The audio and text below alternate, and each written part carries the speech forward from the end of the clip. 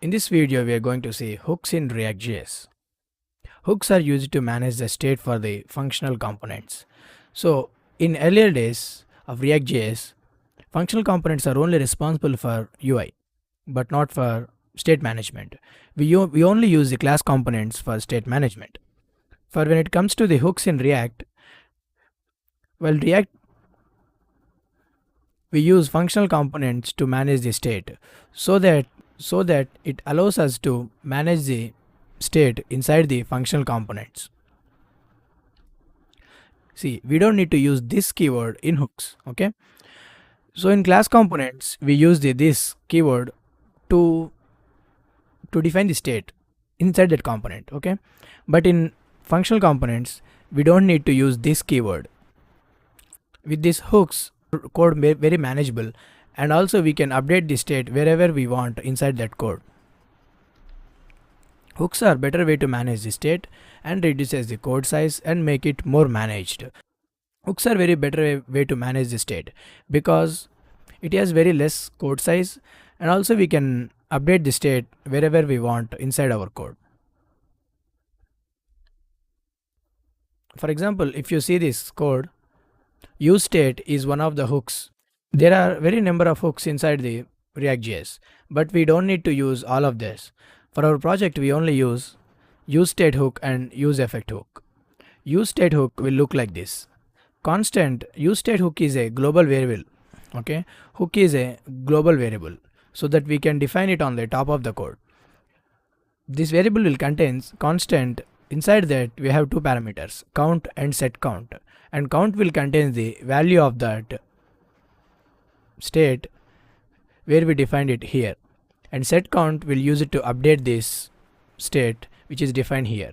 The useState method will contain the data, and count is used for the value of the state, and set count is used to update the state. You will learn better when we are going to these examples. Now we are in the code editor. I'm going to create one component under this components folder. The component name will be the hooks.js. Let us generate one RFCE React functional components. I'm refactoring this whole function to new arrow function.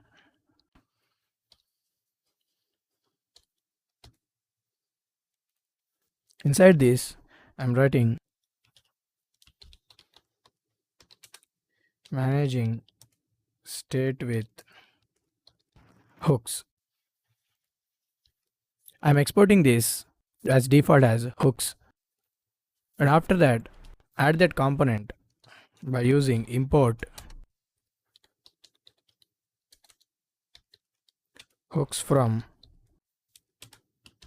the location that we have created is /components is hooks.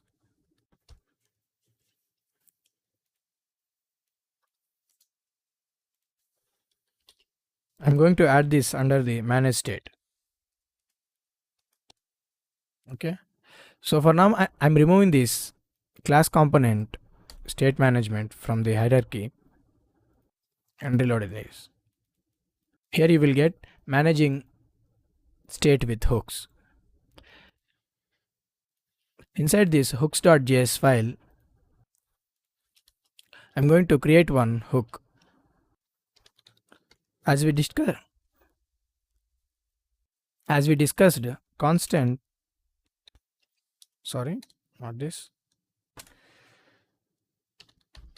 count, comma,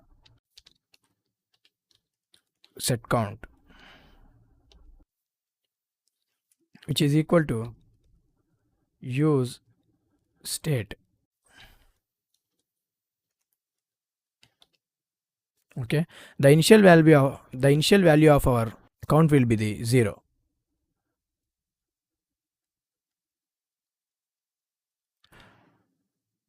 Here you will getting the error useState is not defined.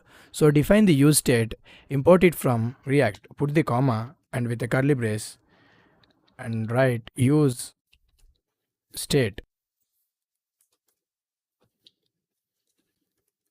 useState at the top of that file and save it.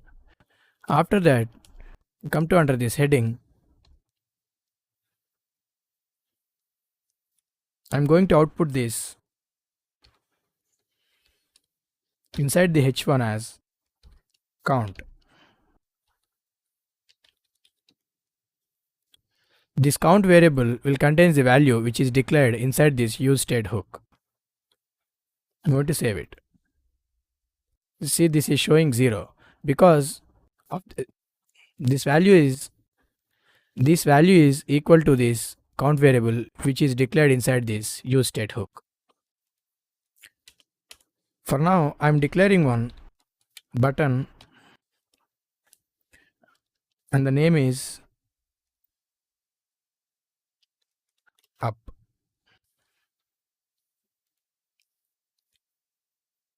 And after that, I'm going to add one on-click event on this button.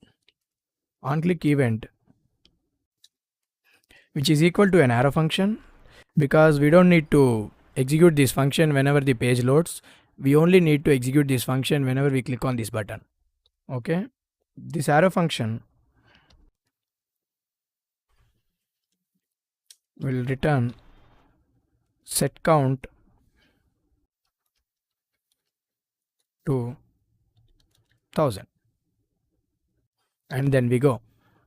So whenever I click on this button, this value will become 1000. Let's see.